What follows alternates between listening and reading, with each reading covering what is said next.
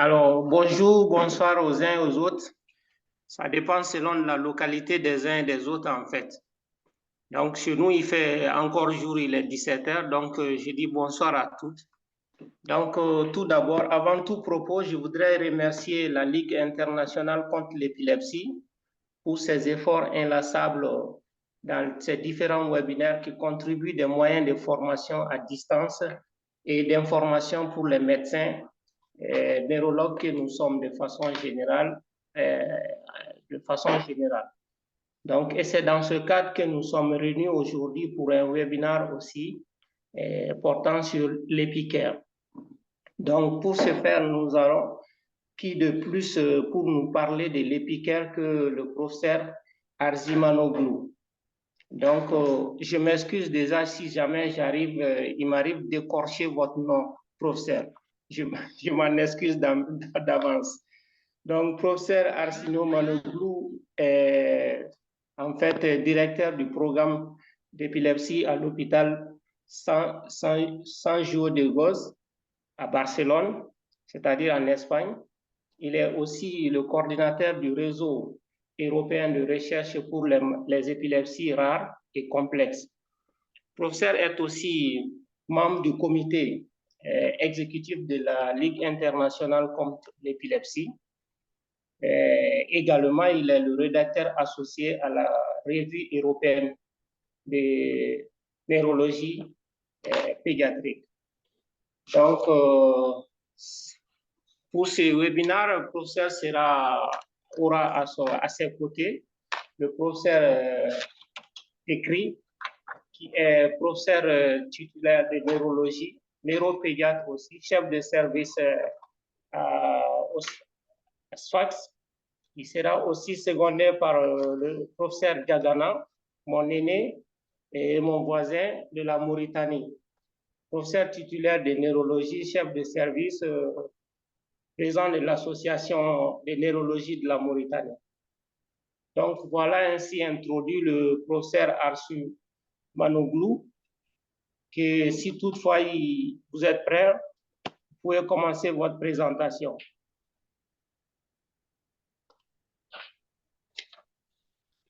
Alors, bonjour à tous. Premièrement, merci pour cette chaleureuse introduction et merci aussi de m'avoir invité à ce webinaire francophone organisé par les régions de la Ligue et par des amis qui sont ici au panel. Ce qui m'a été demandé de discuter un peu avec vous, de vous présenter, c'est une expérience relativement nouvelle, comme vous allez pouvoir le constater, de comment créer des réseaux initialement pour des pathologies rares, dans notre cas, bien évidemment, les épilepsies rares et les épilepsies rares et complexes. Ce réseau a été lancé il y a quelques années et il a été au départ coordonné par l'actuelle présidente de la Ligue internationale contre l'épilepsie, Hélène Cross, et puis suite au Brexit, depuis 2019, c'est moi qui a l'honneur de coordonner ce réseau. Alors, je voulais d'abord essayer de vous donner quelques éléments historiques sur la création des réseaux européens, de ces réseaux européens, non pas pour vous démotiver, mais pour montrer que c'est des processus longs parce qu'ils impliquent des changements de politique de santé dans les différents pays.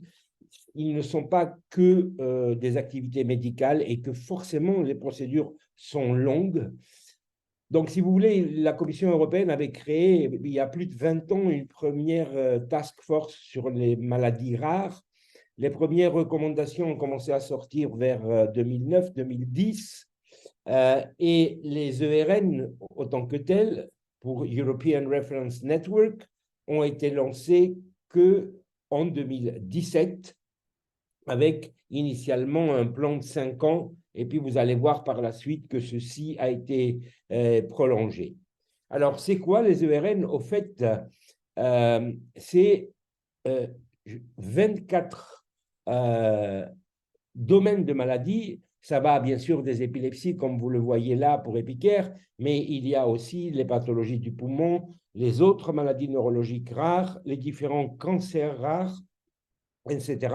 Donc, l'initiative européenne était, essayons de créer des réseaux où le patient lui-même peut bénéficier de l'expertise à travers les équipes de référence européennes sans nécessairement avoir à voyager. L'histoire est importante parce que, au début, l'épilepsie ne faisait, pour les épilepsies, ne faisait pas partie de la liste des 24 réseaux européens. La Commission européenne avait pensé que, comme c'est des manifestations neurologiques, elle pourrait aller à l'intérieur du réseau maladies neurologiques rares en général, et pas un réseau à part. Alors, il y a eu un travail d'à peu près 7 ans avant le lancement des ERN, fait essentiellement par les personnes que vous voyez sur cette photo et quelques autres qui n'étaient pas là le jour du lancement des ERN, où on a énormément travaillé avec l'appui de la Ligue internationale pour expliquer pourquoi des pathologies aussi transversales que les épilepsies, qui se manifestent par des crises d'épilepsie, c'est-à-dire un symptôme commun, si elles n'ont pas leur propre réseau, si elles n'ont pas la possibilité de développer des liens directs avec les autres domaines de maladie, elles vont se perdre dans la nature et elles ne pourront pas développer des actions au bénéfice des patients. Ça n'a pas été simple, ça s'appelle du lobbying si on veut, mais en réalité, ce qui nous a été demandé, c'était de développer des arguments pourquoi les différentes épilepsies pourraient être retenues comme étant un des 24 réseaux européens. Et puis là, c'est le jour où on a réussi à obtenir ça. Vous voyez que nous sommes tous très contents puisqu'on a été invités à ouvrir un réseau européen pour les épilepsies rares à Vilnius en 2017. Alors, la gouvernance de cette structure, elle est assez innovante.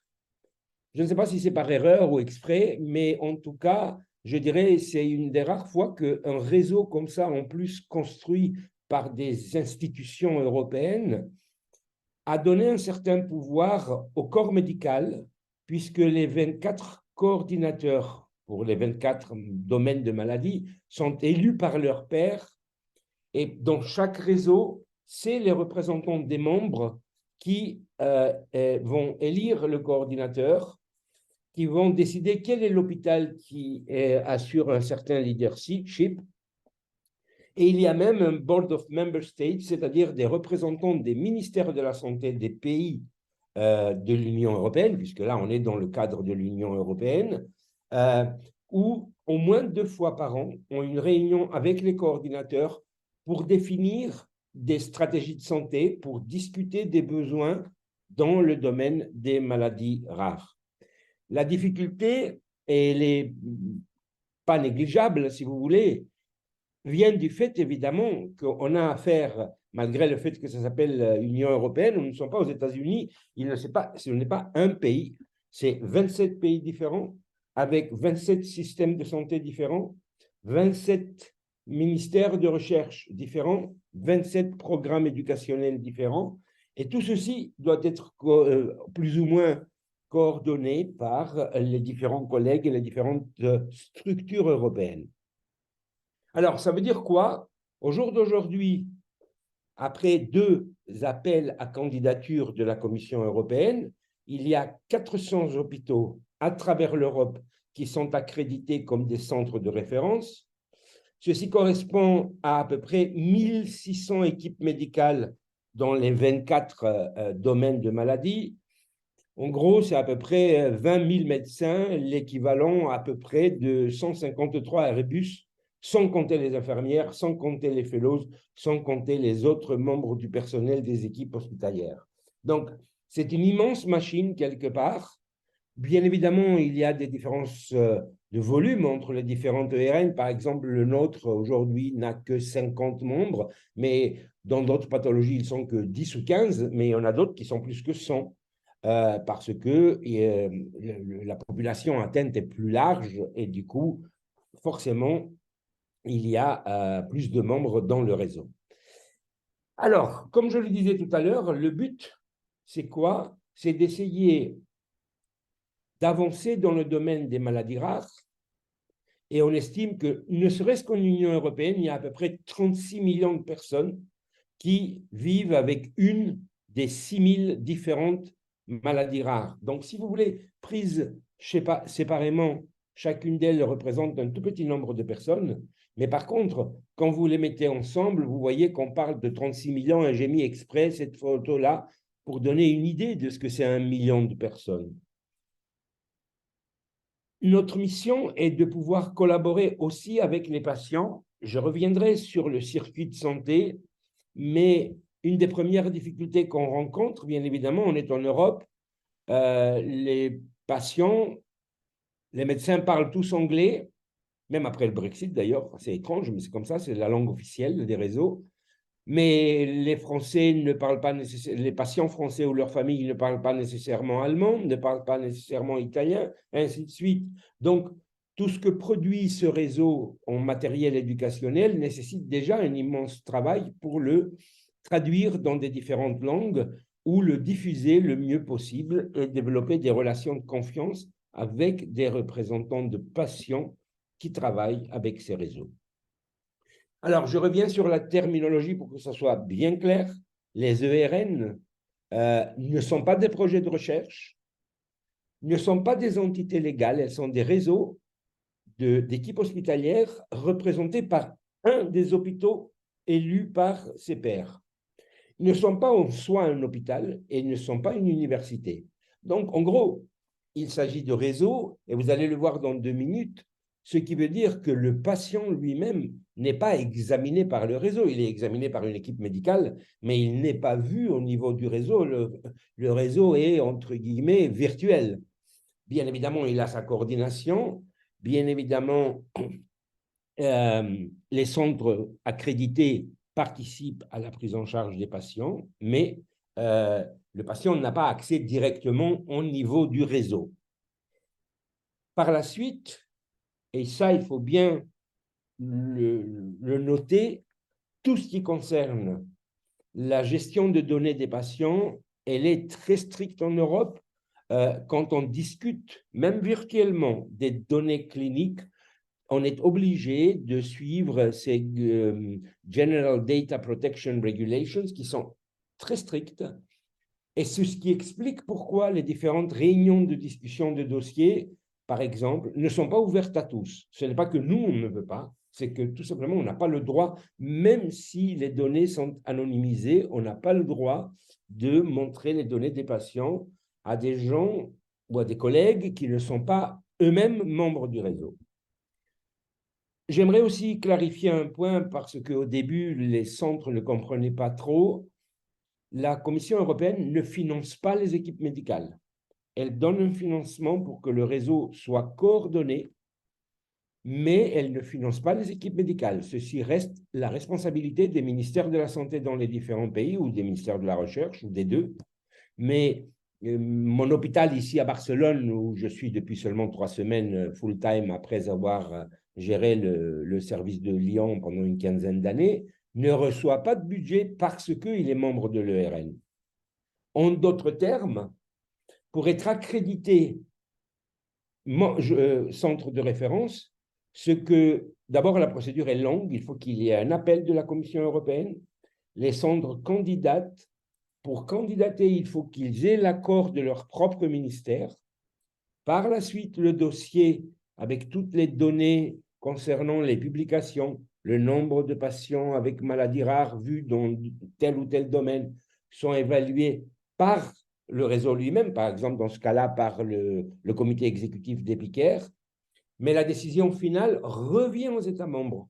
C'est-à-dire, nous, on va faire une évaluation, on va dire, OK, ce centre a en effet toutes les compétences nécessaires, travaille beaucoup, avec beaucoup de patients, a de l'expérience, mais notre mot ne suffit pas pour accepter quelqu'un comme centre de référence. La raison est simple. Encore une fois, les équipes médicales membres des réseaux ne sont pas financées par la Commission européenne. Comme vous le savez, c'est pareil dans vos régions. En Europe, il y a d'importantes différences entre les différents pays. Et du coup, ce qui est demandé à une équipe qui est membre du réseau, c'est quoi? C'est d'offrir de son temps pour donner de l'expertise à d'autres collègues dans un autre hôpital. Pour faire court, mon directeur d'hôpital doit accepter que pendant qu'il paye mon salaire pour voir des malades dans l'hôpital, moi, je discute les dossiers de notre collègue. Offrir du temps à produire de l'éducation, des documents d'éducation, des webinaires, des documents de patients, etc. S'impliquer dans la recherche, mais pas seulement participer, mais souvent prendre l'initiative d'un projet de recherche. Et enfin, surtout, développer des actions transfrontalières avec les représentants des patients.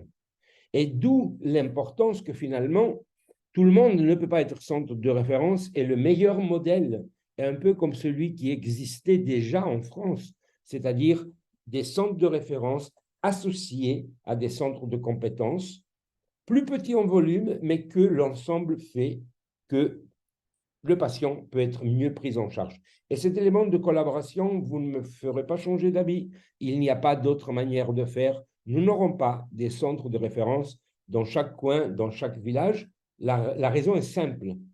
Les maladies en question sont tellement rares que si on multiplie les centres, en réalité, on diminue les chances pour les équipes médicales de voir ces malades-là et acquérir de l'expérience.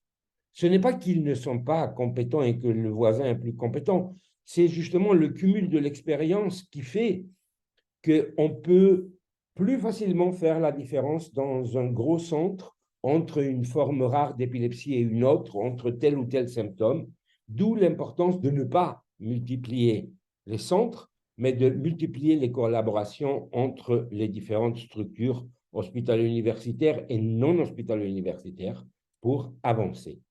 D'où les critères que le réseau lui-même a fixés pour les épilepsies ne sont pas les mêmes pour les autres maladies.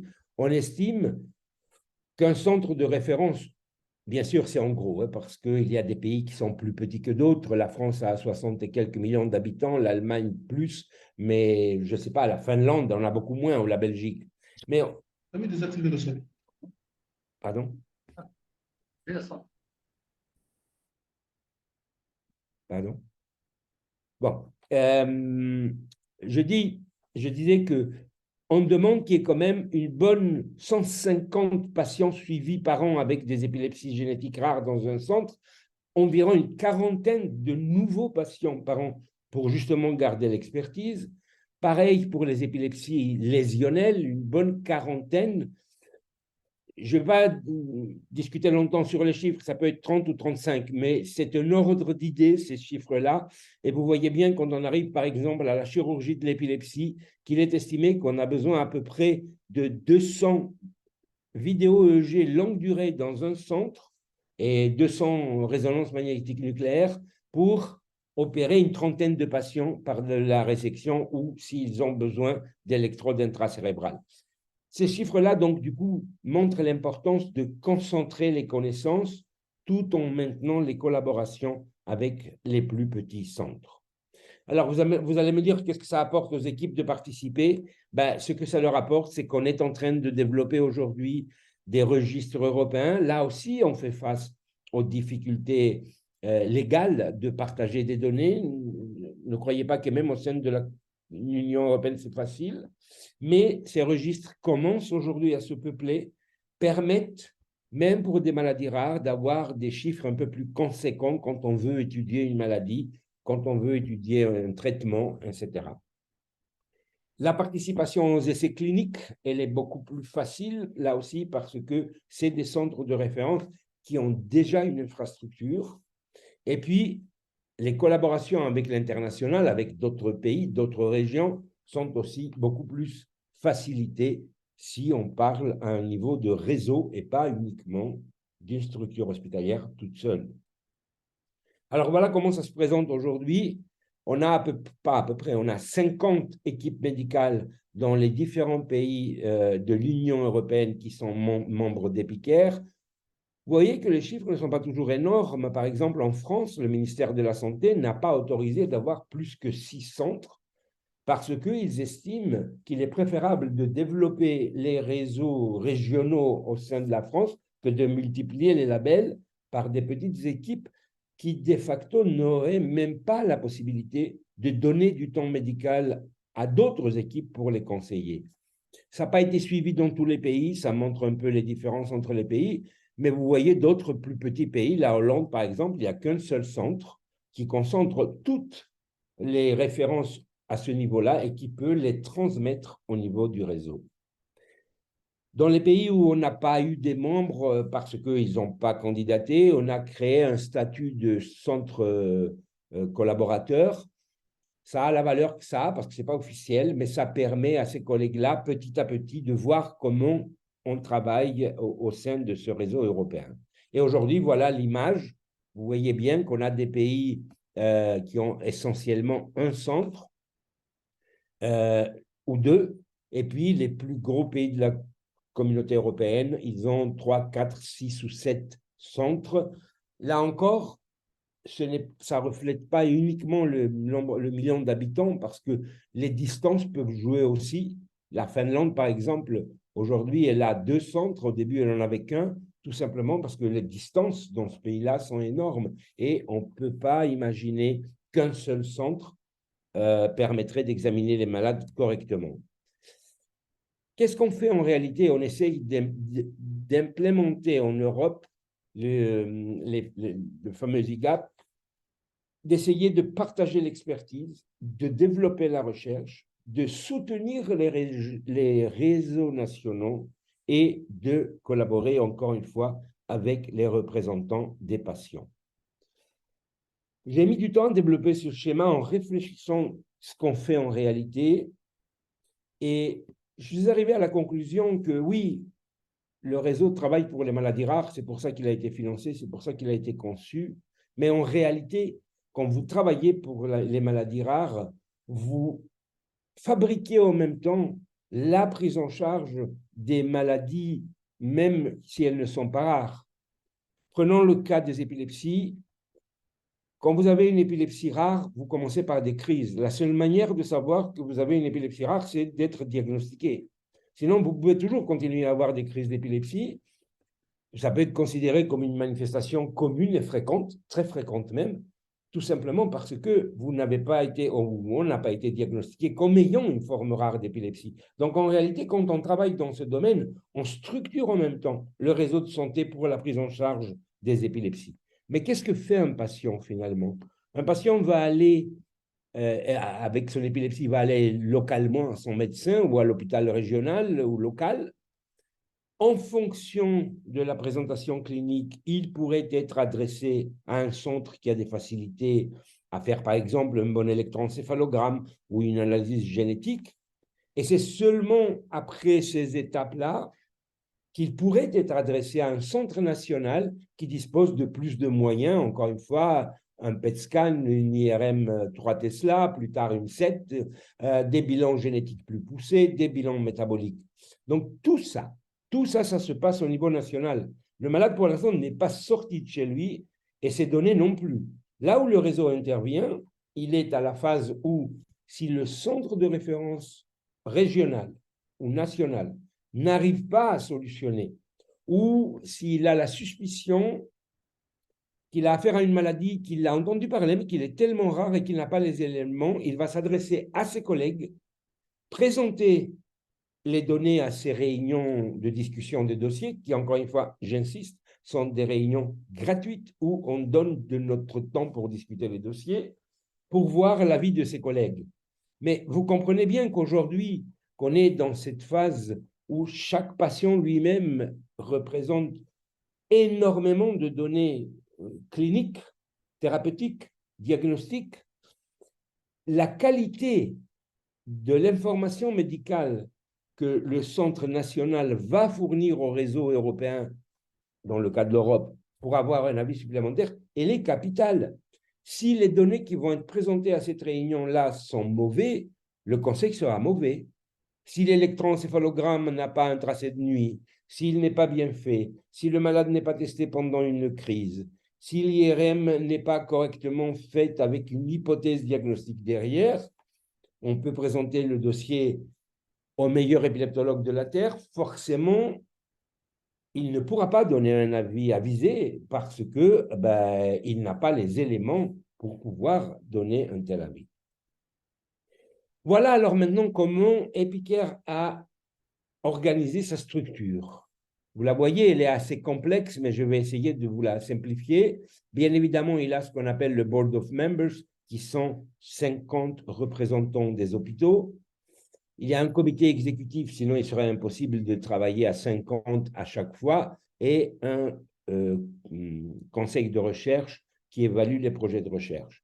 Et puis, après réflexion, et contrairement à d'autres réseaux européens qui se sont structurés par maladie, les anémies ou les cancers de telle ou telle région, nous, on a pris l'option, par la nature de notre pathologie, de faire des groupes de travail qui sont plus sur les bonnes pratiques et l'évolution des connaissances dans le domaine des épilepsies d'un côté, et de l'autre côté, ce qui est développement des politiques de santé et de réseaux de parcours de patients, pour évoluer. Du coup, quand vous le coupez en deux, vous voyez là, on a créé des working groups sur la génétique et les codes orphanés, sur la neuroimagerie, sur la neurophysiologie, sur la neuropathologie, la neuropsychologie. Pourquoi? Parce qu'on a besoin de mettre ensemble les gens qui travaillent dans ces domaines-là et qui puissent avancer dans les différents domaines, aussi bien les connaissances que les données des patients quand ces derniers les demandent. Je vous donne un exemple. Le working group sur les essais cliniques et les thérapies ciblées, eh bien, on a demandé à nos membres quels sont les domaines qui les intéressent aujourd'hui. Et en fonction de ça, des groupes de travail ont été créés sur le régime cétogène, sur quelles sont les mesures pour évaluer un essai clinique, quid des maladies auto-immunes avec épilepsie, quel design pour un essai clinique à des épilepsies rares où les modèles utilisés pour les pathologies, l'épilepsie fréquente ne sont pas applicables. Donc, ce groupe-là, coordonné, comme vous le voyez, par 3 ou 4 personnes, des neuropédiatres, des neurologues d'adultes, des pharmacologues, essaye de travailler dans ce domaine-là. 2 autres working groups travaillent sur les aspects génétiques, aussi bien pour avancer la recherche en génétique, mais aussi sur les aspects cliniques. Oui, aujourd'hui, vous le savez, on a beaucoup de gènes décrits, enfin beaucoup, pas mal, mais établir la corrélation phénotype-génotype demande toujours un travail. Le fait d'avoir un SCN1A, par exemple, ne veut pas automatiquement dire que vous avez un Dravet. Aujourd'hui, ça, on le connaît, mais il a fallu 25-30 ans de travail pour différencier ça.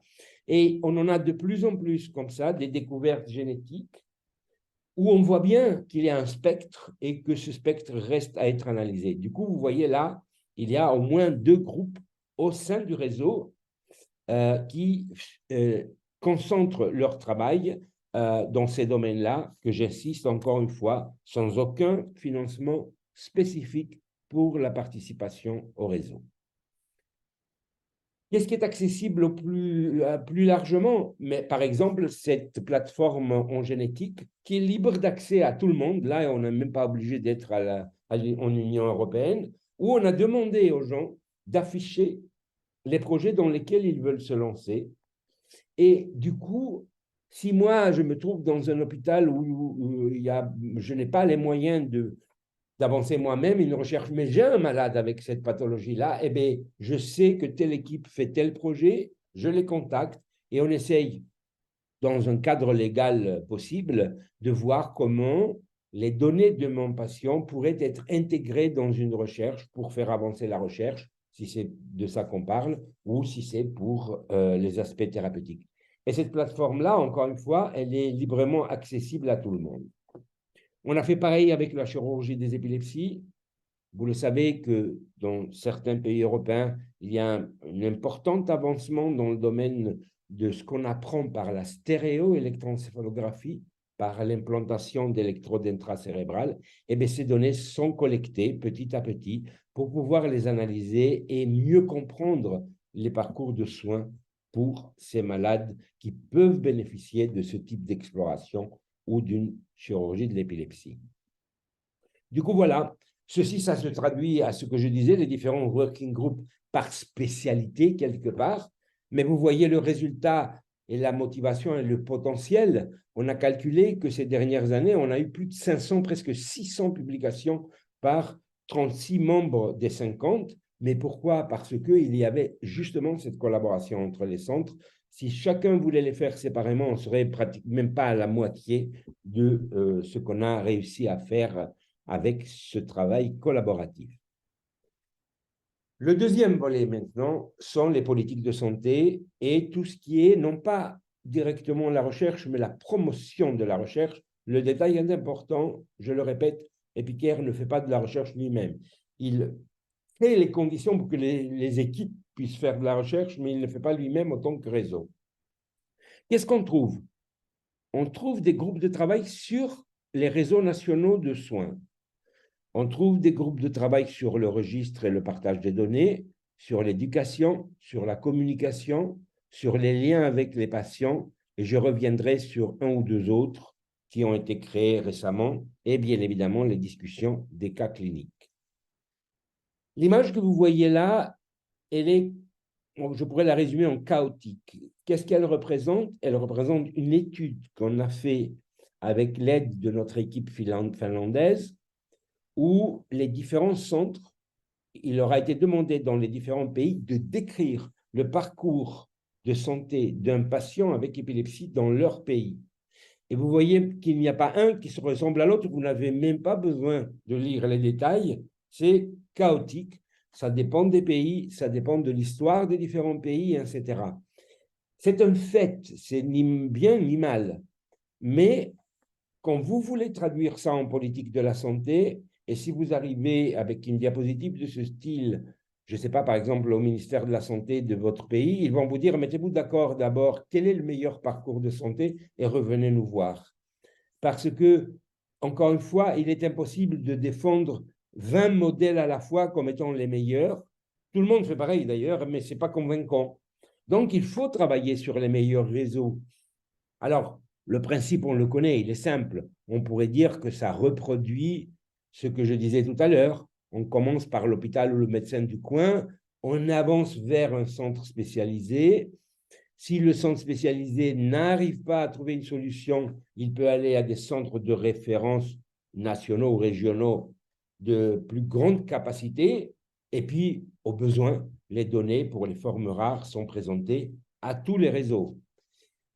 Cependant, je dirais que le gros challenge de ce modèle-là, une fois que vous l'avez mis là, c'est de le prouver. C'est-à-dire de petit à petit produire, nous tous ensemble, pas des certitudes, mais des preuves que quand on suit un schéma de ce type, on modifie réellement la qualité de vie du malade avec une épilepsie à la fin. On change réellement le parcours de sa maladie. Pas avec des généralités, encore une fois, mais avec des données. Avec des données qui, demain, pourront dire oui, deux patients avec le même type d'épilepsie, un qui a mis 10 ans à se faire opérer et l'autre qui a mis 10 jours à se faire opérer, le deuxième a un meilleur résultat. Interviendront par la suite les aspects économiques aussi, parce qu'une chirurgie, oui, théoriquement, coûte cher, mais un patient qui aurait pu guérir par la chirurgie et qui ne l'a pas fait, dans la durée de sa vie, va coûter beaucoup plus cher. Ces données-là, on les soupçonne, mais on ne les a pas et il faudrait qu'on les développe.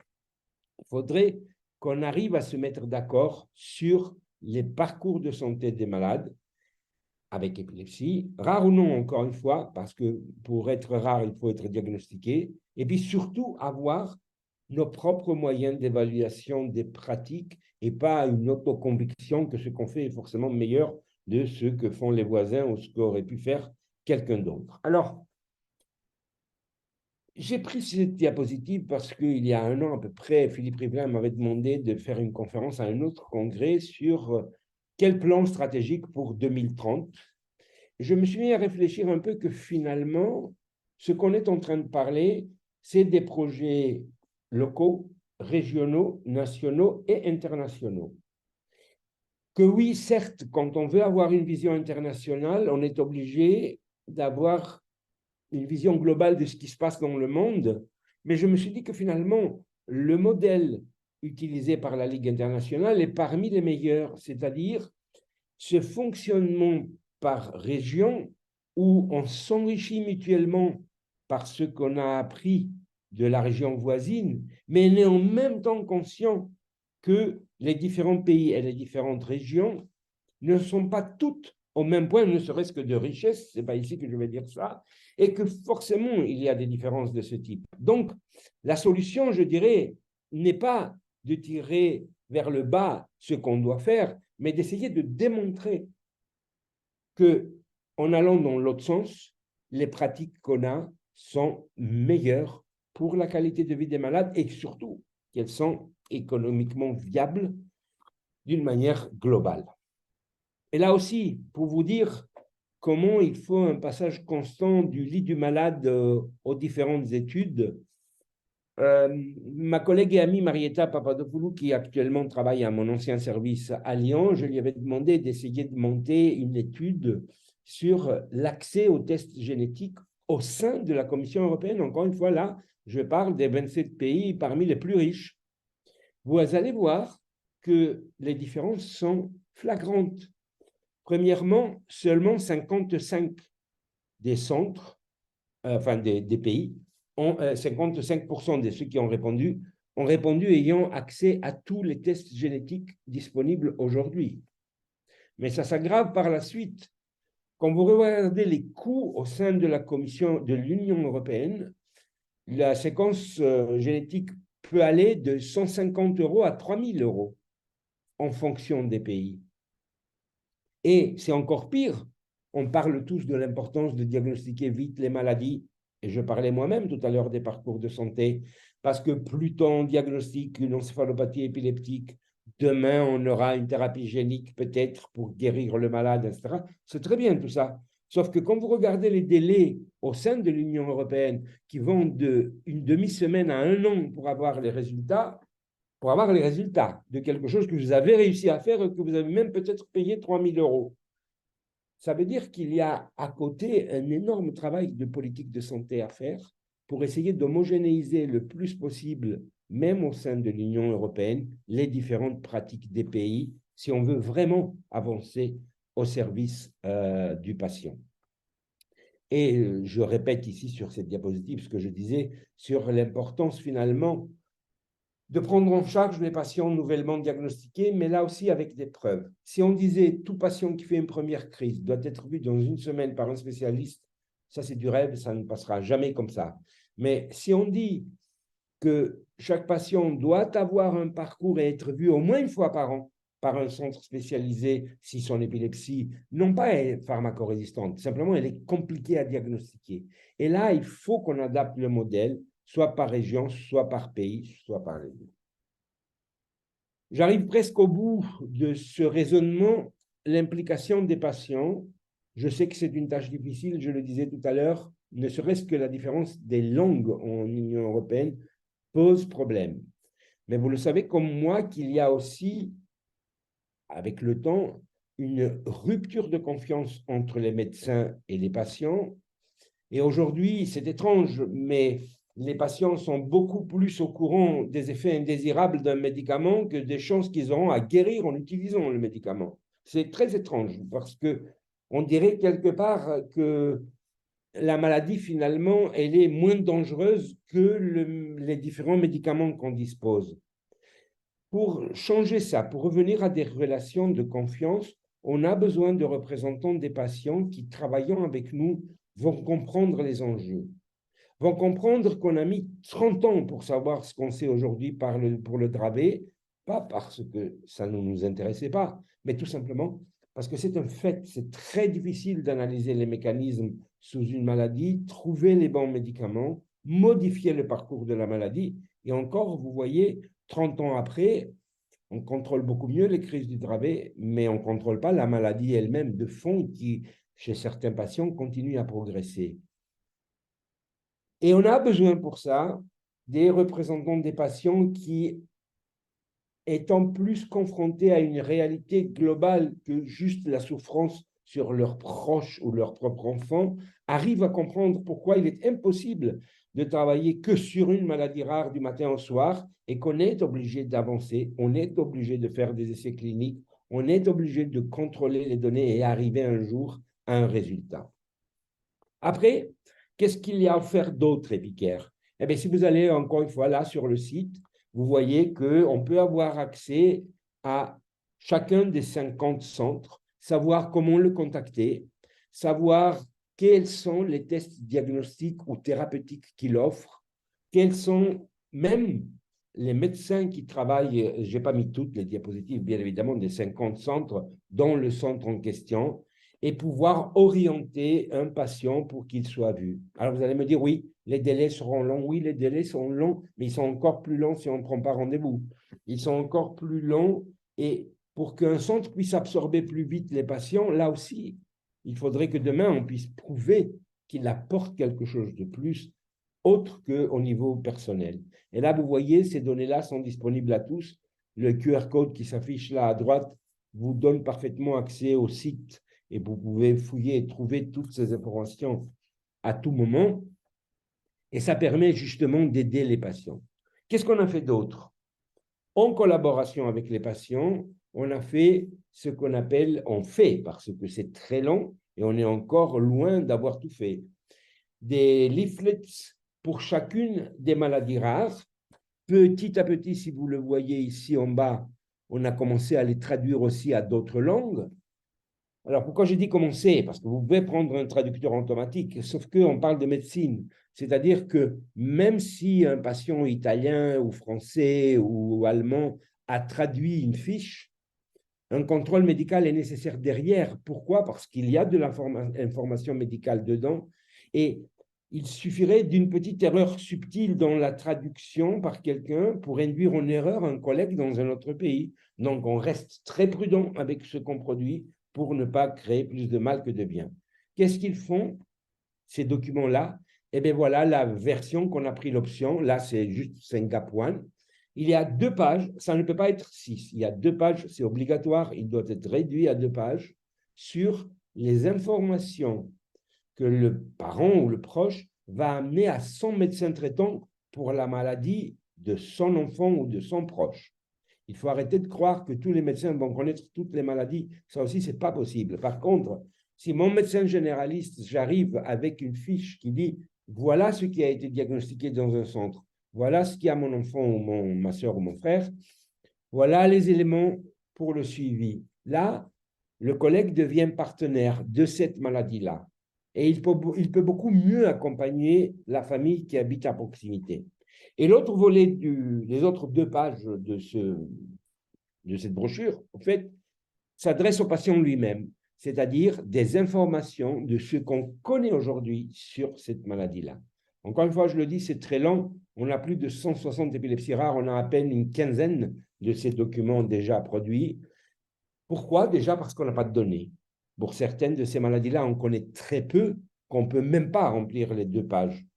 Et qu'il est très difficile de donner des affirmations par écrit sans avoir une preuve ou un contrôle des données. Mais on a commencé et puis on compte vraiment arriver au bout de cette opération. Autre point, les fameux guidelines. Bon, déjà, les guidelines sont utiles de 2 façons. Soit parce que le premier auteur est content parce qu'il a publié un article quelque part, soit parce que les guidelines sont implémentés dans un pays et vont changer à la longue le parcours du patient, son diagnostic, son traitement.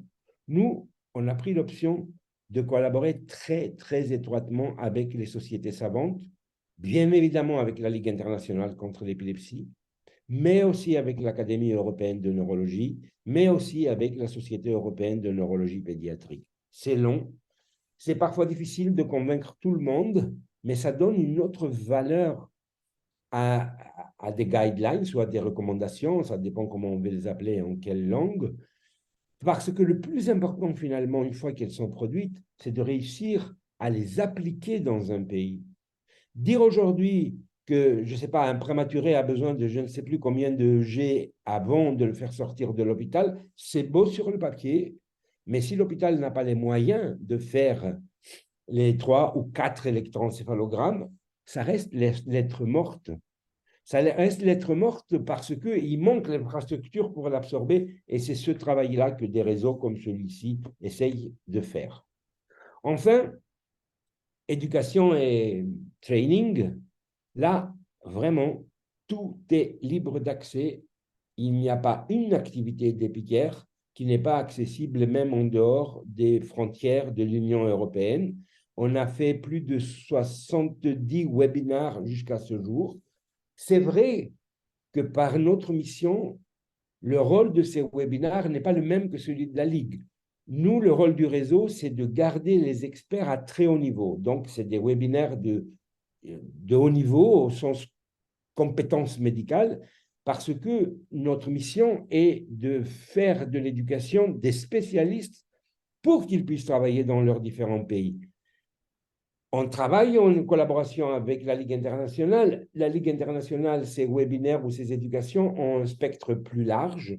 Elle concerne beaucoup plus de pays que ceux de l'Union européenne, et ainsi de suite.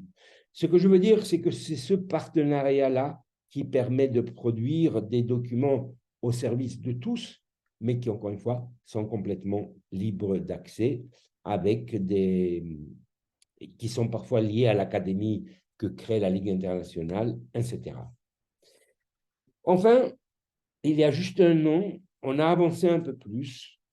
On a créé un groupe de travail spécial pour les infirmières et les techniciennes EEG. Ça a été fait fin 2022 et ça a été lancé en mai 2023. Donc, c'est tout jeune. L'idée était de faire venir ensemble les infirmières et les techniciens EEG qui travaillent dans les services de référence pour là aussi essayer d'homogénéiser des pratiques. Comment on teste un malade à Barcelone versus comment on fait à Paris ou à Lyon? Quel type de test on fait pour tel ou tel malade quand on veut tester le langage ou quand on veut tester la motricité, etc. Là aussi, on l'a lié au récemment créé ILAE Nursing Section, notre collègue Nicolas Openshaw, qui, au passage, est le project manager d'Epicare, mais en même temps, elle est infirmière. Donc, du coup, c'est elle qu'on a mis en avant, c'est elle qui a été faire le webinaire, ce n'est pas nous, les médecins, nécessairement, qui pouvaient le faire.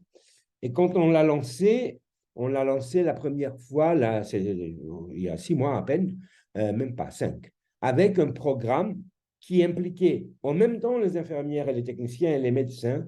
Vous ne voyez pas le détail, mais c'est sur les pratiques dans les unités de monitoring et on va bien sûr traiter d'autres sujets dans le futur.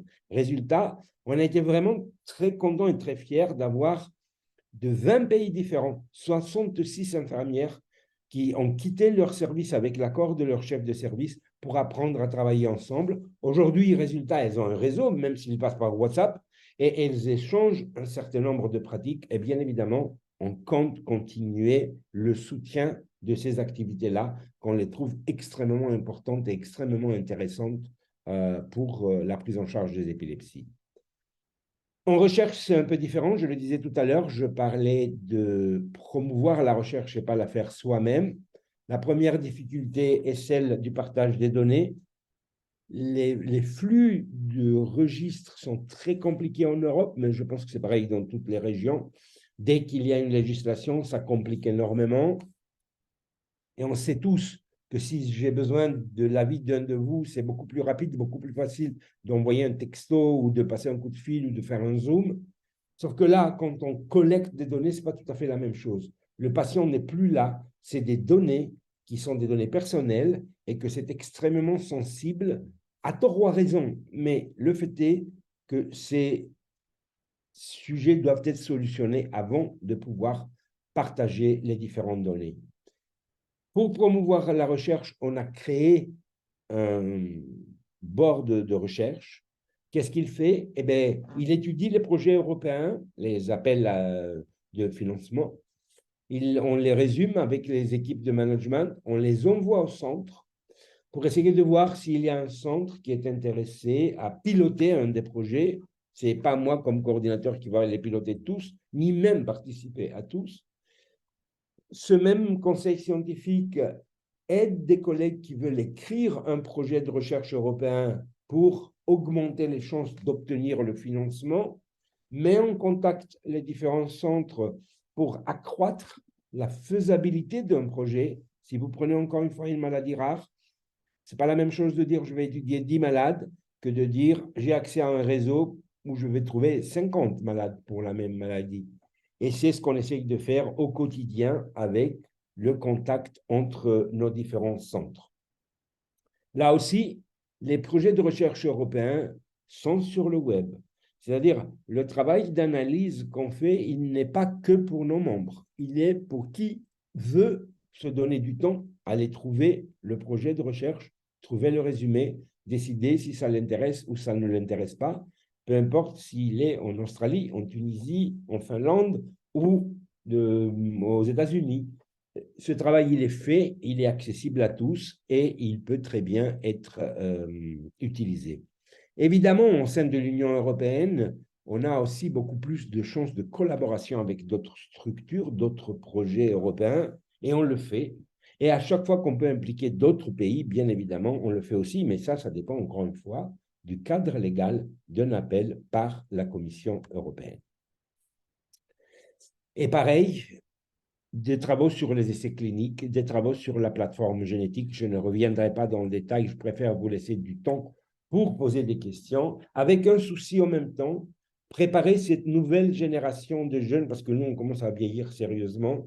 Donc, on donne vraiment la priorité, lors des différentes réunions, de soutenir des jeunes experts qui travaillent dans les centres de référence, ne serait-ce que pour rester dans le domaine des épilepsies, de continuer à s'intéresser dans les formes rares ou complexes d'épilepsie, de pouvoir continuer la recherche, la prise en charge des malades de manière appropriée par la suite, comme une nouvelle génération d'experts. Voilà donc pourquoi je reviens à cette fameuse diapositive de roadmap stratégique. Quel chemin il faut prendre? Je pense qu'on doit, avec des exemples comme Epicare, essayer de traduire ça et de l'adapter dans les différents pays et dans les différentes régions, tout en gardant ce lien de communication pour apprendre d'une région à une autre. Mais avec un mot-clé, encore une fois, il nous faut des preuves, il nous faut des parcours de santé identifiés et il nous faut surtout des collaborations entre les différents centres dans le domaine des épilepsies si on veut sortir de cet isolement qui finalement existe. Quand vous voyez les plans de santé pour l'Alzheimer, pour d'autres maladies neurologiques, nous, on n'a pas réussi jusqu'à maintenant à obtenir un soutien de ce type parce qu'on est toujours dans l'ambiguïté de quelque chose de très fréquent, comme les crises d'épilepsie, de quelque chose de très individuel, au point qu'on ne met pas les données ensemble et on dit chaque malade est différent. Oui, il est différent, mais sauf qu'au niveau du ministère de la Santé, tous les citoyens de la ville ont exactement les mêmes droits. Donc, il faut trouver le bon compromis entre les deux pour trouver les financements nécessaires et avancer. Et je pense qu'Epicare est un exemple. Il y en a certainement d'autres que je connais moins bien. Et j'espère que ceci est utile. Je voulais juste, avant de finir, remercier mon équipe de managers. Ça demande beaucoup de monde pour faire tout ce travail. Loin de là, je ne le fais pas seul. D'abord, mes collègues, bien évidemment, qui le font au sein de leurs équipes médicales et encore une fois, sans aucun financement. Et puis derrière, toute l'infrastructure, si j'ose appeler comme ça mon équipe, mais c'est eux qui pilotent les différents working groups, la collecte des données des différents centres et ils essayent à mettre tout ça ensemble pour nous permettre d'avancer. Et je tenais vraiment à les remercier et je le fais à chaque fois parce que je le crois vraiment que sans eux, ça ne serait pas possible de faire tout ça. Voilà, merci beaucoup. Ouais, j'ai remis le QR code si jamais ça vous intéresse. Vous pouvez trouver un bouquin qui explique tout ça aussi. C'est en anglais, mais il a le mérite d'exister. Merci.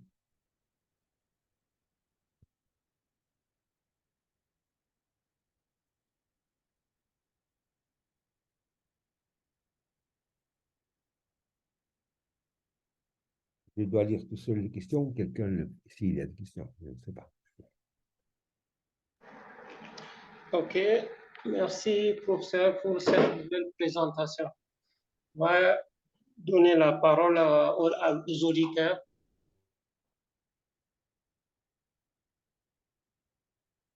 S'il y a des questions pour que... Alors, moi, je vois une question. Bonsoir, la formation aux techniciens EEG est ouverte pour tous les pays et critères de participation.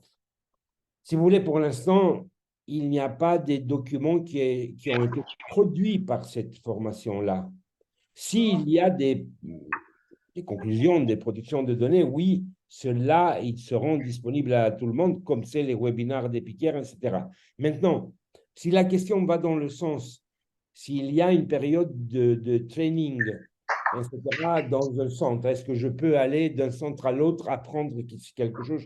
Je le répète, malheureusement, le financement est que pour les membres de l'Union européenne. On n'a pas le droit de financer quelqu'un de notre pays en dehors de l'Union européenne pour qu'il aille dans mon service, donc dans un autre service. Le budget, d'abord, il est très limité. On pourrait faire à peine une dizaine de personnes sur une année, mais le principe est que c'est les membres de la Commission européenne qui financent, donc c'est eux qui bénéficient. Ça ne dépend pas de moi ni de ma volonté. Si je pouvais prendre tout le monde, je le prendrais moi. Mais encore une fois, si c'est du training, il faut que ce soit les membres des équipes. Si c'est de la production de connaissances, oui, dès qu'elle est disponible, on la diffuse à tout le monde gratuitement et bien sûr, tout le monde peut bénéficier.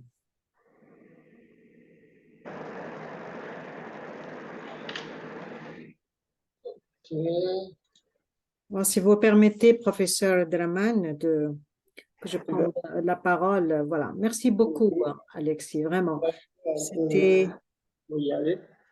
Merci. C'était vraiment magnifique. Vous avez mis le doigt sur tous les avantages d'un tel réseau et les facilités qu'on peut avoir. Et enfin, pour nous aussi, si on peut dire, dans nos régions, que ce soit la région de la Méditerranée orientale, que ce soit la région de l'Afrique, nous avons besoin de la mise en place de tels réseaux.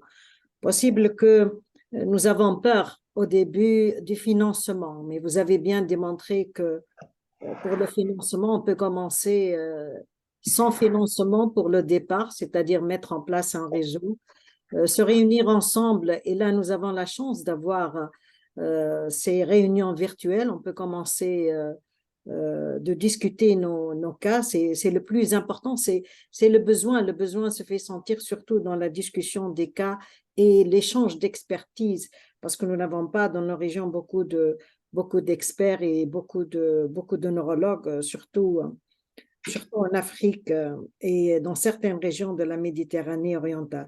Donc moi, vraiment, c'est une occasion, enfin, ce sujet est une occasion pour qu'on réfléchisse, nous, les membres enfin, les pays de ces régions, pour la mise en place de tels réseaux.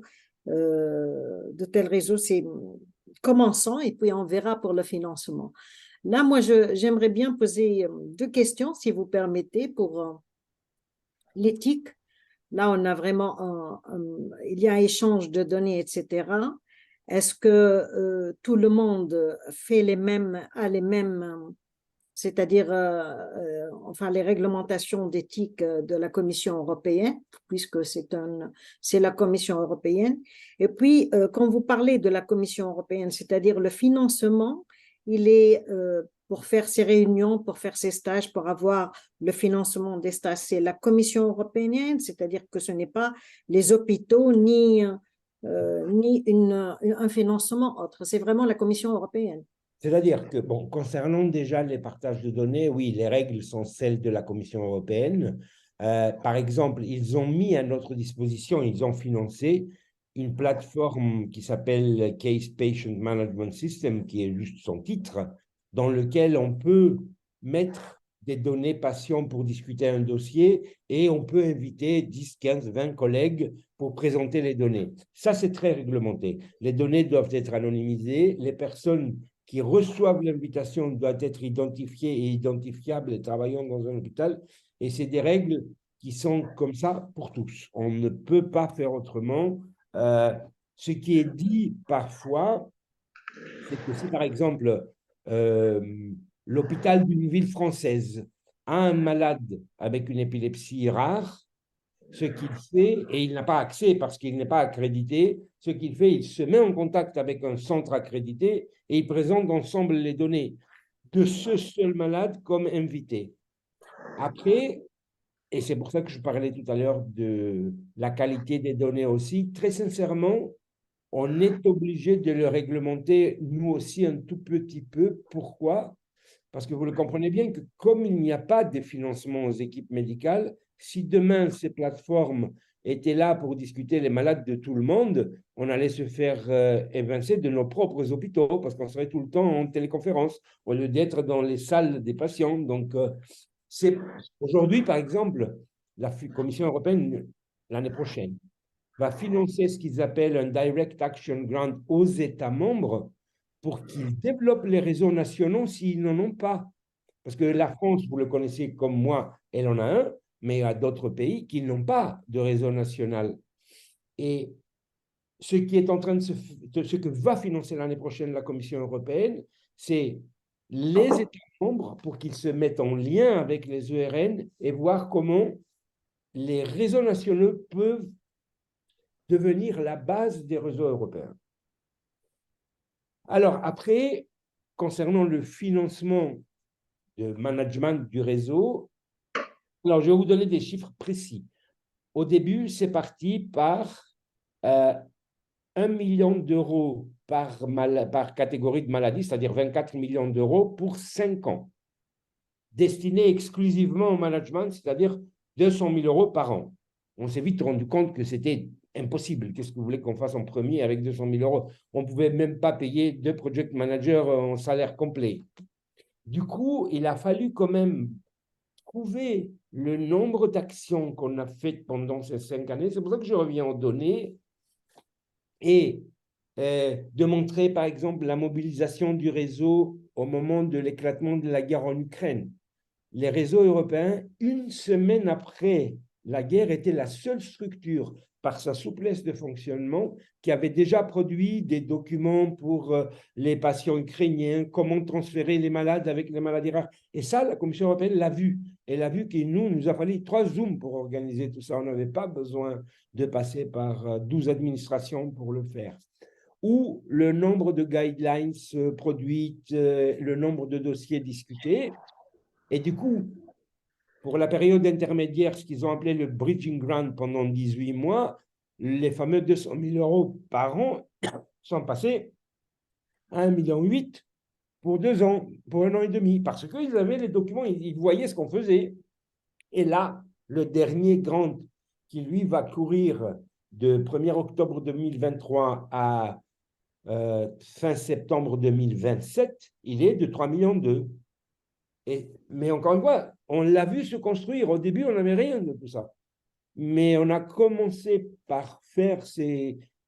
Et là, de l'autre côté, je peux vous dire que le contrôle derrière par des indicateurs de ce que font les équipes, plus ils donnent de l'argent, plus il devient strict. Et c'est quelque part normal. Là, il y a eu une évaluation par des équipes indépendantes de la Commission européenne et il y a des centres qui vont perdre leur accréditation parce qu'ils ne participent pas suffisamment au réseau.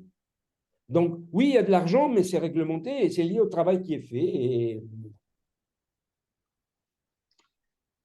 Allô? Oui. Je ne sais pas si le professeur Tikrit a fini avec ses questions. Il y a une autre question de Fatima. Oui.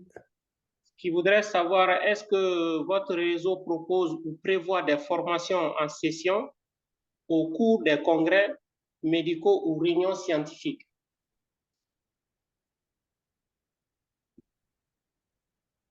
Si vous voulez, si je comprends bien la question, aujourd'hui, en tout cas, avec l'Académie européenne de neurologie et avec la Société européenne de neurologie pédiatrique et avec la Ligue internationale contre l'épilepsie pour l'Europe, on obtient le plus souvent la possibilité d'avoir une session sur une thématique liée aux activités du réseau, le plus souvent sur un sujet scientifique. Mais encore une fois, on n'est pas une société scientifique, on n'est pas une entité légale et surtout, il ne faudrait pas qu'on le devienne. On a la Ligue internationale contre l'épilepsie pour ça, on a l'Académie européenne. Donc, le congrès, c'est eux qui l'organisent. Alors après, oui, on peut organiser des workshops, par exemple, sur une thématique.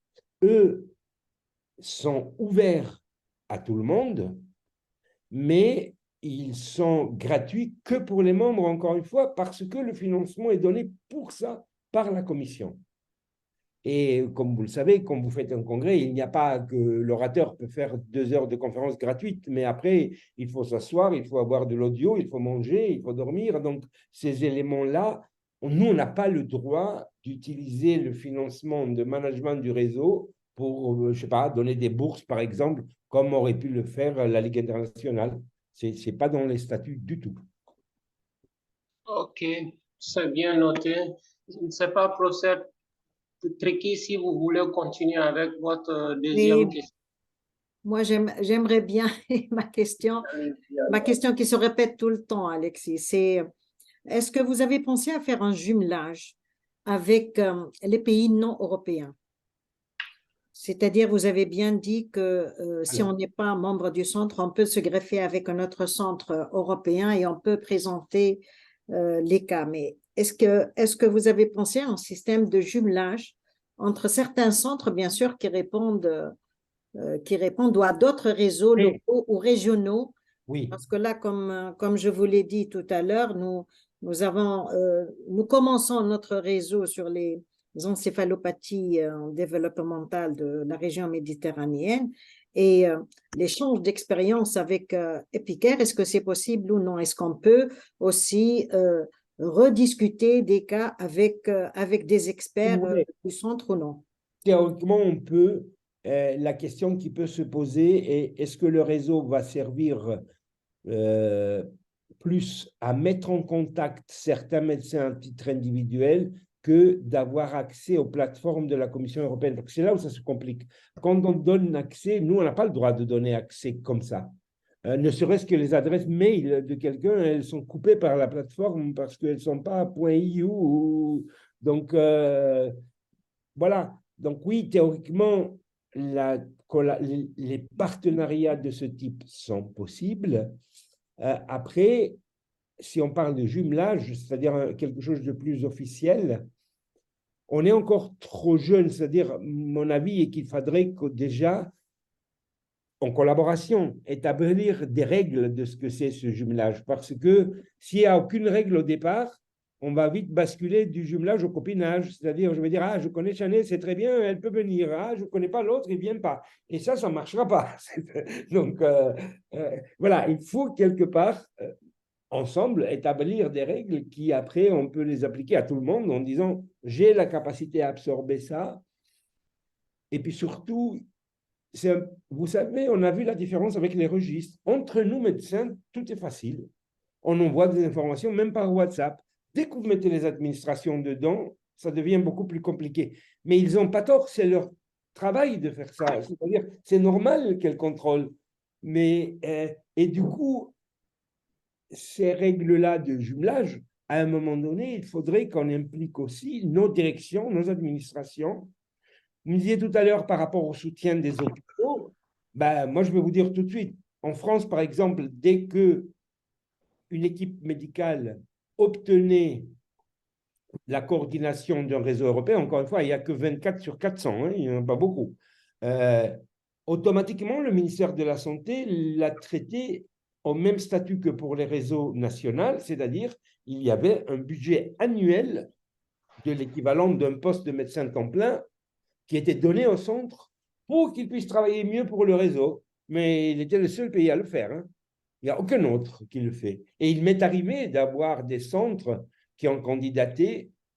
Et quand je leur ai dit, mais est-ce que vous voulez que j'écrive une lettre à votre directeur pour dire que vous êtes très sous-doté et que vous n'y arriverez pas en étant membre, la réponse qui m'a été donnée par ma collègue était, si tu écris cette lettre, mon directeur va me dire juste de ne pas candidater du tout. Donc, entre les deux, voilà, c'est... Tout à fait. Nous, les médecins, on y pense surtout sur le l'intérêt scientifique, c'est de pouvoir résoudre avec des experts les résultats, mais Oui, c'est oui, vrai bien que sûr. sur le plan, la réglementation administrative, elle est importante quand même. Et quelque part, je dirais, la collaboration déjà au niveau des projets de recherche. Souvent, les appels de la Commission européenne sont ouverts à d'autres pays qui ne sont pas dans l'Europe. Tout à fait. Là, si une équipe ou deux s'intéresse et contacte le réseau, s'intègre dans un projet de recherche, elles vont recevoir un peu de financement parce que sinon, elles n'en ont pas du tout. Deux, cette collaboration devient réelle au quotidien. Trois, c'est beaucoup plus Tout à fait. facile par la suite d'obtenir des dérogations, des participations. Je peux vous dire aujourd'hui, et pourtant tout le monde est favorable, tout le monde. La difficulté pour intégrer les médecins ukrainiens dans les discussions, c'est le cauchemar. Parce que légalement, il y a, je ne sais pas combien de lois qu'on ne peut pas faire sauter comme ça du lundi au mardi. Donc, et pourtant, la Commission européenne est favorable, nous, on est favorable, tout le monde est favorable, mais on n'y arrive pas. Tout à fait. Ok, merci pour cette équipe, pour ces questions et les éléments de réponse aussi apportés par le professeur Arzimanoglu. Maintenant, je ne sais pas je ne vois pas d'autres questions. Je voudrais savoir si le professeur Diagana voulait réagir par rapport à ce qui a été dit.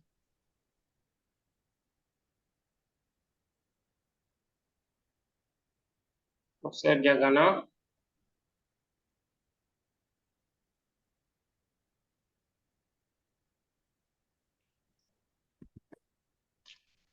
À mon avis, professeur Diagana.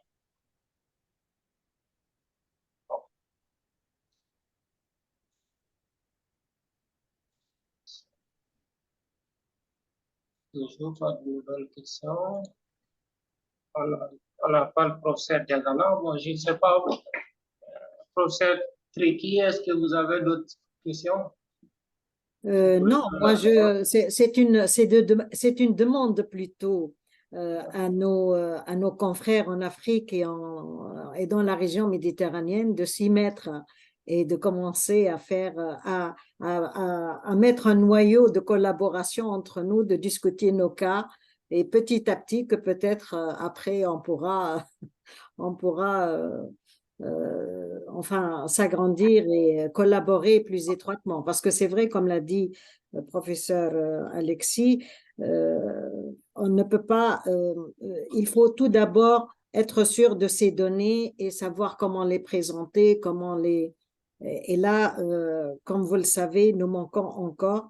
On a besoin de formation et je pense que se mettre et collaborer ensemble et discuter ensemble de nos cas serait quelque chose d'extraordinaire pour nos régions et pour nos malades aussi. Mais vous avez raison, moi, je soutiens parfaitement cette logique. Et encore une fois, j'ai maintenant suffisamment de recul pour pouvoir dire que ce n'est pas que dans des pays avec beaucoup de moyens que ceci est possible. C'est partout possible et ça dépend beaucoup plus des gens que des moyens. Il y a plus de 20 ans, quand on a commencé à se réunir 4 ou 5 équipes à nos frais pour discuter des dossiers de chirurgie de l'épilepsie, à nos frais, ça dure depuis 20 ans. Et ça dure avec le même système. Ça veut dire qu'il y avait un besoin et que ce besoin était un besoin partagé d'aller discuter ensemble les dossiers compliqués pour ne pas faire du mal à nos patients. Et ça continue encore, les gens ont changé, il y a des gens plus jeunes maintenant qui sont rentrés dedans, que ce soit la UTASC comme on l'appelle ou d'autres structures de ce type. Donc, oui, on ne fait pas 40 réunions par an, on ne fait que 2, mais on fait 2. Et ces 2-là, on a appris petit à petit à trier, à amener les dossiers les plus difficiles parce que les autres, on pouvait les résoudre autrement. On a construit un langage commun qu'on n'avait pas au départ, qui accélérait la qualité de la discussion, parce que même si on est à compétences égales, on ne parle pas nécessairement de la même manière. Et on a appris à le faire. Et donc, il faut démarrer, parce que si on ne démarre pas, c'est sûr que ça ne s'apprend pas tout seul. Il n'y a pas de doute. Tout à fait. Tout à fait. Merci beaucoup, Alexis, vraiment. Non, C'était mais de rien. passionnant. Merci. Merci. Et Merci, professeur, à nos deux professeurs. Et j'adhère parfaitement à ce que le professeur Triki disait par rapport à la formation, qu'il fallait mutualiser nos efforts. Effectivement, il le faut parce que quand on essaie de voir le nombre de neurologues par pays, chez moi, qui ne dépasse pas les 40 pour 23 millions d'habitants. Donc, il faut nécessairement se regrouper. Comme on le dit, l'union fait la force. Et plus tard, les choses viendront avec le temps. Parfaitement d'accord. Donc, tu vois s'il y a... C'est remarquable ce que vous faites comme travail. De l'autre côté, vraiment, il faut le reconnaître que c'est un énorme travail. Ce que vous faites, il est différent de ce qui se fait dans d'autres pays, souvent pour des raisons, ne serait-ce que le million d'habitants, le nombre d'habitants que vous venez de citer. Et je pense vraiment que ces collaborations-là sont très importantes si on veut que ça avance. Et encore une fois, pour avoir plusieurs sociétés, la Ligue internationale apporte cette capacité-là. Et là, cette approche globale par région, etc., le partage de ce qui se fait chez les uns et chez les autres, il faut prendre le maximum possible pour avancer. Profitez, franchement, nous avons des opportunités et on peut en profiter. Tout à fait. Je suis tout à fait d'accord avec vous, professeur Triki. Bon. Moi, si vous permettez, professeur Draman, parce que c'est le dernier webinaire de la région méditerranéenne. Le prochain webinaire, ce sera pour l'Afrique. Et ce sera pour moi de remercier tous les speakers et tous les professeurs et nos amis qui ont participé à ces webinaires et tous les participants qui ont assisté à ces webinaires. Et je souhaite à tout le monde une très bonne année. C'est très précoce, mais comme c'est le dernier, je sais, cette occasion pour vous a été une très bonne année 2024. Et merci encore. Merci. Merci à tous. Merci aussi. Merci. À une autre occasion. Merci. Les vœux de bonne et heureuse année souhaités à l'avance de la part du professeur Triki, puisqu'il n'y aura pas d'autres rencontres d'ici 2024 pour la région méditerranéenne. Il y aura seulement la discussion des cas cliniques le 17 novembre. Ça sera par le EpiCase. Ça sera ce vendredi. Ça sera discussion avec professeur Hélène Cross sur les encéphalopathies épileptiques. Donc, je vous demande de participer parce que ça sera aussi intéressant parce que c'est une discussion de cas cliniques et non pas un webinaire formel. Donc, c'est vraiment l'occasion de venir et d'assister et de commencer nos réseaux, si on peut dire. Tout à fait. Appel entendu. Le 17 novembre pour EpiCase. Ok. Donc, je suppose qu'il n'y a plus d'autres questions sur la réaction questions-réponses. On reçoit beaucoup de remerciements qu'il faut mettre à l'actif de l'EpiCare, et professeur Alexis Arsinomov. Donc, je ne sais pas s'il n'y a pas d'autres réactions, si on pourrait lever la séance. Non, il n'y a pas d'autres questions, j'ai regardé. Moi. Merci beaucoup en tout cas. Merci. Allez, je vous en prie. Avant de lever la séance, je voudrais faire passer ce petit message, c'est-à-dire à savoir que la base des données du projet Global IF in Epilepsy fournit un registre, excusez-moi, c'est la version anglaise. La base de données du projet Global IF dans l'épilepsie fournit un registre de projets d'épilepsie existant dans toute l'Afrique, la Méditerranée orientale ainsi que d'autres régions. Il identifie des informations telles que l'emplacement du projet, les partenaires institutionnels, la portée du projet, la source de financement, les besoins en bénévoles. La base de données est rapide et facile à remplir. En soumettant les informations sur votre projet, vous contribuerez à la bonne compréhension des efforts déployés dans le monde en entier pour réduire l'écart de traitement de l'épilepsie. La base de données vous donnera l'occasion d'apprendre des autres, d'exploiter les opportunités en collaboration qui pourraient renforcer votre travail ainsi que celui du secteur.